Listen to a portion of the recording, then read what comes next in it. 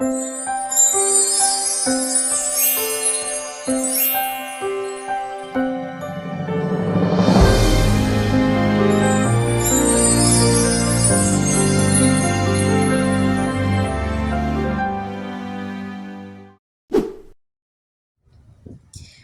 semua, perkenalkan nama saya Seren Roseli Simbolon, saya dari kelas 11 B2. Hari ini saya akan mempresentasikan tentang materi transformasi fungsi. Selamat menyaksikan ya. Oke, yang pertama, apa sih transformasi fungsi? Transformasi fungsi adalah proses memodifikasi persamaan atau grafik fungsi asli yang biasa kita bilang fungsi induk untuk menghasilkan fungsi baru yang posisinya, bentuknya, atau ukurannya berubah, tapi tanpa mengubah sifat dasar dari fungsi tersebut. Nah, di transformasi fungsi ini tuh meliputi 4 hal atau 4 jenis. Yang pertama itu ada translasi atau yang biasa kita bilang pergeseran. Dan yang kedua itu ada refleksi atau yang biasa kita bilang pencerminan.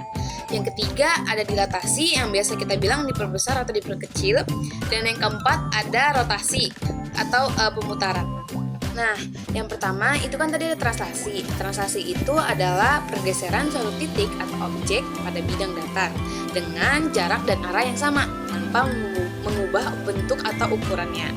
Nah, contoh dalam kehidupan sehari-hari itu adalah kalau misalnya kita ngegeser sebuah kursi maupun meja ke arah kanan sejauh 2 meter. Kan di translasi punya titik pergeseran atau titik translasi. Biasanya kayak dari 2,5 titik translasinya 1,5 gitu kan. Nah, 1,5 itu disebut dengan titik translasi atau yang biasa kita sebut dengan A, B.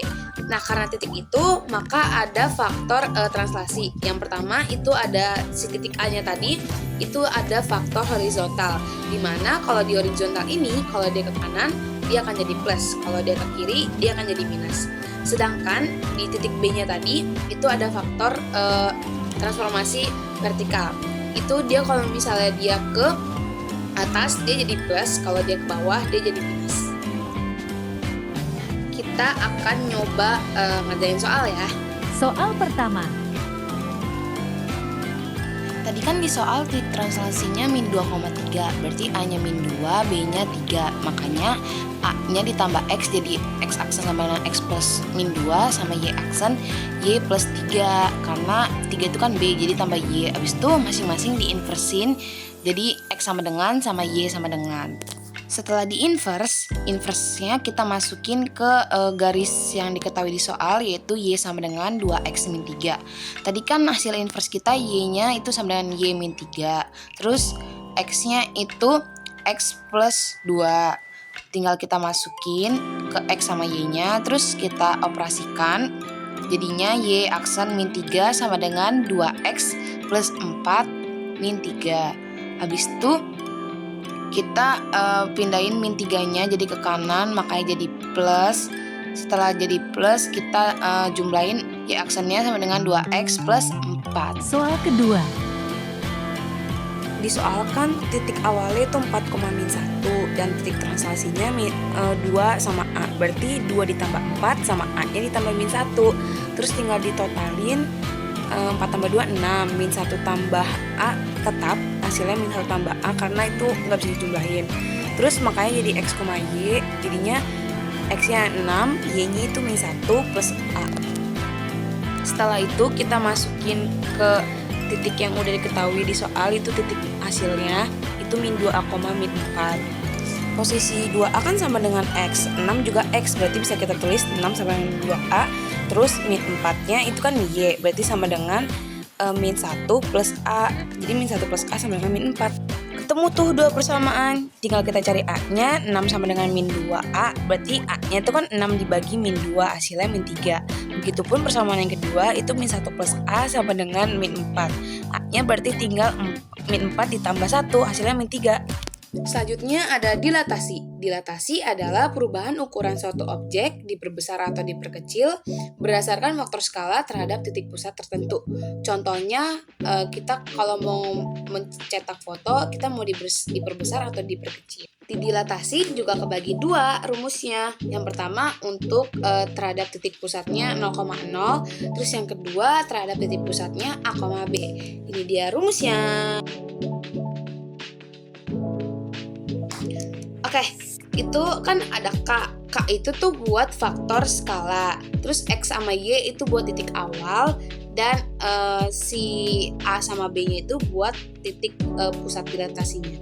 Kita nyoba kerjain soal dilatasi ya. Soal ketiga. Dari rumus yang udah aku kasih tadi, maka kita bisa tulis X aksen sama dengan KX, Y aksen sama dengan KY. Setelah itu, K-nya kita masukin yang ada di soal, yaitu K sama dengan min 2. Setelah K-nya dimasukin, masing-masing kita inverse jadi X sama dengan, sama Y sama dengan. Setelah diinversin, kita masukin ke garis yang diketahui di soal, yaitu Y sama dengan 2X plus 6. Terus Y-nya sama X-nya tinggal diganti sama hasil inverse yang tadi. Setelah itu kita tinggal kali min 2 biar bawahnya bisa kecoret. Maka hasilnya jadi Y aksen sama dengan 2X aksen min 12. Soal keempat. Dari rumus yang udah aku kasih tadi juga, titik pusat A, B bisa kita tulis dengan X aksen sama dengan A plus K dikali X min A. Terus disoalkan A-nya jadi M, terus K-nya 3, X-nya itu 2, A-nya diubah jadi M lagi. Tinggal kita kali pelangi yang di dalam kurung, maka jadi 6 terus min 3M. Maka X aksennya sama dengan M plus 6 dikurang 3M. Karena ada yang sama, M itu kan ibaratnya 1 dikurang 3 itu jadinya min 2M ditambah 6. Sekarang kita ngerjain yang Y aksen. Kita bisa tulis Y aksen sama dengan B plus K dikali Y min B. Nah, B-nya tadi kita ganti N, K-nya itu jadi 3, Y-nya itu min 3. Nah, itu tinggal kita kali pelangi dan itu kan sama-sama N, jadi kita operasikan, maka Y aksen sama dengan min 2N min 9. Kan tadi soalnya X aksennya udah ketahui atau titik hasilnya udah ketahui itu 4. Jadi kita tinggal pakai 4 sama dengan min 2M plus 6 untuk nyari si M. Maka M-nya itu akan jadi 1. Sama seperti X aksen, Y aksen di soal udah diketahui itu min 5. Berarti kita bisa pakai min 5 sama dengan min 2N min 9 untuk nyari N. Maka N-nya sama dengan min 2. Tapi di soal mintanya M plus N, maka 1 ditambah min 2 hasilnya min 1. Selanjutnya ada rotasi. Rotasi adalah pemutaran suatu objek terhadap titik pusat tertentu dengan sudut tertentu. Contohnya jarum jam yang berputar dari angka 12 ke angka 3. Rotasi kan punya arah. Arahnya itu mau searah jarum jam atau mau berlawanan dengan jarum jam. Kalau misalnya dia searah dengan jarum jam, maka dia akan menghasilkan sudut negatif. Kalau misalnya dia berlawanan dengan jarum jam, maka dia sudutnya berarti dia positif. Nah, di rotasi itu kebagi dua jenis. Yang pertama itu kalau misalnya dia mau nyari terhadap titik pusat 0,0. Terus yang kedua kalau misalnya dia mau nyari terhadap titik pusat A, B. Rumusnya ini.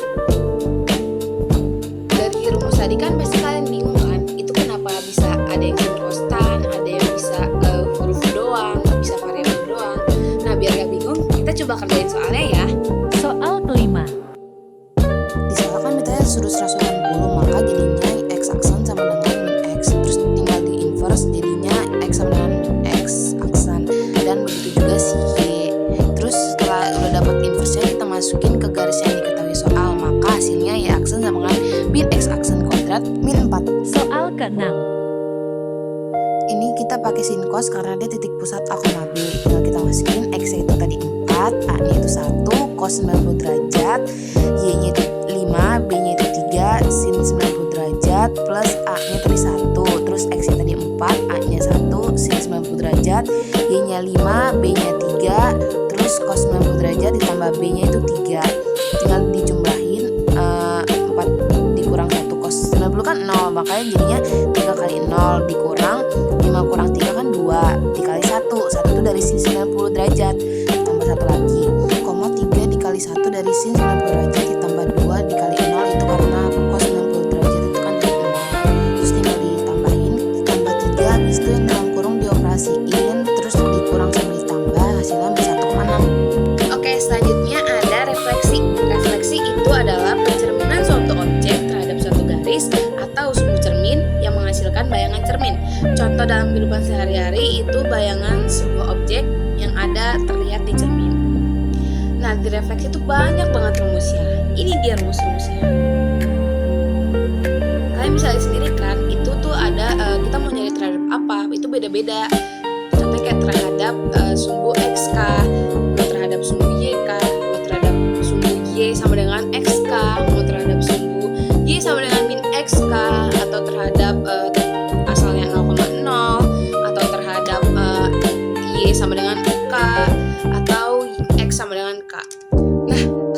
rumusnya banyak, biar kalian makin paham, kita nyoba ngerjain soal refleksi yuk.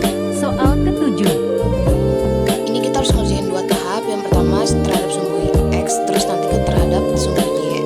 Dari rumus yang kita udah kasih, maka bisa kita tulis X aksen sama dengan X, Y aksen sama dengan min Y. Nah, tinggal diinversin. Setelah diinvers, kita masukin ke fungsi garis yang diketahui di soal. Ganti sama X aksen. Biar hasilnya nggak jadi min Y aksen, maka kita kali sama dengan min 1. Maka hasilnya Y aksen sama dengan min 2X aksen plus 2X min 3. Setelah itu kita ke sumbu Y.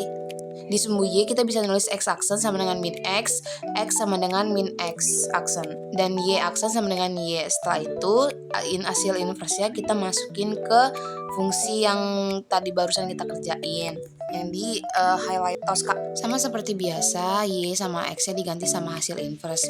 Maka hasilnya jadi Y aksen sama dengan min 2X aksen kuadrat min 2X aksen min 3. Soal ke-8. Dari rumus yang udah aku kasih tadi, kita bisa nulis X aksen sama dengan X, Y aksen sama dengan 2K min Y, terus diinversin biar jadi Y sama dengan. Setelah diinvers, kita masukin ke fungsi garis yang diketahui di soal. Terus K-nya diganti sama 3. Nanti akan menghasilkan Y aksen sama dengan X aksen plus 4. Rangkuman. Ya, materinya udah selesai nih. Sekian informasi yang bisa saya sampaikan. Mohon maaf bila ada kesalahan. Saya harap materi yang tadi bisa berguna dan perbanyak latihan soal ya. See you!